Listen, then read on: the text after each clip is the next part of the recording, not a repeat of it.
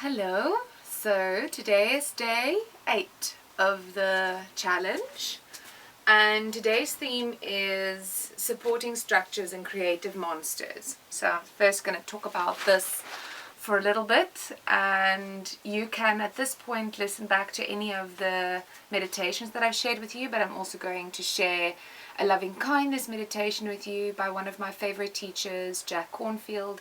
And as usual, it's really good to start your practice with some kind of grounding or mindful practice so you can really reconnect and drop into your space. So, creative supporting structures and creative monsters. So again, this term creative monsters are used by Julia Cameron, that wrote The Artist's Way. She is a great muse of mine, but I don't really like the term monsters, but it's really helpful to listen to what she has to say about people that have had a negative influence on your creative life. So we've spoken about creative past or creative ancestry, and you might have connected to family members that had an influence on you growing up as a creative, a positive or negative influence. But today we're going to think of the forces that impose on our creativity and how they can actually block us or throw us off course. So I like to use the analogy of your creativity being a seed, potential. Olivia Bevan, that teaches Create Space with me, she also speaks about creativity being a seed, and it always has potential, infinite potential. And then there's some forces like, say for example, the ground. So that's the nurturing you get when you're in your formative stages and you're still under the ground and you're still very young. So that's like your family, that's like your creative ancestry. Then when the seed comes out and sprouts, it needs to get certain food. So it needs to get sunshine, it needs to get water, and it needs to get nutrients out of the ground. So that kind of food for creativity is your creative community. This can be your built community, right? So this is other artists, other creatives, the people that you surround yourself. So that kind of relates to that circle that we drew over the weekend of like what the safe space is for your creativity. And then other forces also get involved, like sometimes some insects, weather, anything that can damage the plant. And this is your creative monsters. But also, as we know, weather and any kind of insects or sickness is also a way that the plant gets tested to become stronger, okay? So there is a way to look at the people that have had negative influences on your creative life as ways that the universe are giving you lessons that can expand you.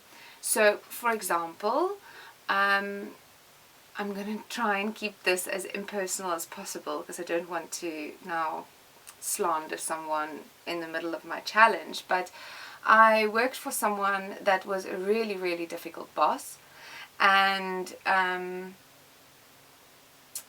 felt like in that space that I wasn't seen as a creative, and I wasn't valued, and my creative energy was really like poured into this project for this person, and therefore I didn't have a lot of creative energy to make my own art. And it's very easy to point fingers and say, yeah, but that person is selfish and they're a control freak, and you can throw around terms like narcissism, and it's terrible because it puts everything outside.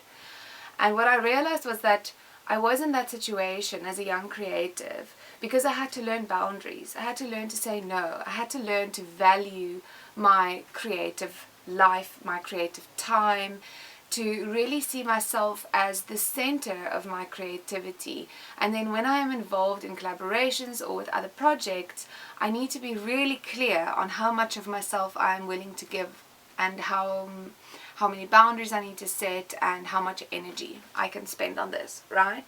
So there's a lot of different ways that our creative monsters can actually teach us a lot about our creative patterning. So your writing exercise for today is to reflect on experiences that you've had with, and okay, this is something else I also need to say. Julia Cameron writes about creative monsters being creative people that are also hurt. and then they use other people's creative fire to fuel their projects. Okay, so they're often very demanding. You often feel sucked dry after working with them.